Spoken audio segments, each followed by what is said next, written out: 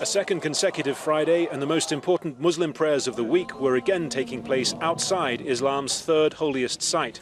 Tens of thousands of worshippers getting as close as they could to the Al-Aqsa Mosque compound. All males under 50 were being kept away. Then came the confrontation both sides had been bracing for. They'd been bracing for bloodshed too, and it came.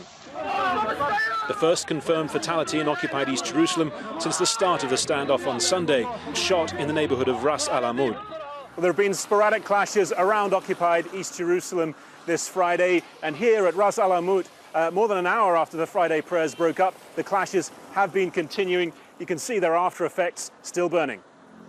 Through the smoke, an armed Jewish settler argues with security forces. Witnesses said it was a resident of this settlement compound that fired the shot.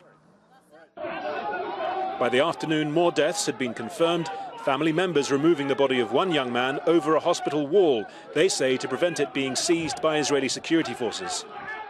At the root of this violence, a measure Israel insists was for security after a shooting attack last week. For Palestinians, it's an unwarranted and far from isolated imposition on occupied territory. Israel's police have reportedly argued to keep the metal detectors in place. Prime Minister Benjamin Netanyahu's office characterized it as a police decision. The police response, any such calls are up to the political leadership. The Israeli government's position yesterday of referring the matter to the police is a political game in order to absolve Prime Minister Benjamin Netanyahu of any responsibility by implying that this is not a political issue, rather a security issue. Such sentiments are spreading. This was the first day of major violence over Al-Aqsa in the occupied West Bank. A week ago, the Al-Aqsa compound was shut down to Friday prayers after the shooting deaths of 2 Israeli Security Forces members. This Friday, Palestinians continued to pray and protest outside it and take part in what they're calling a day of rage.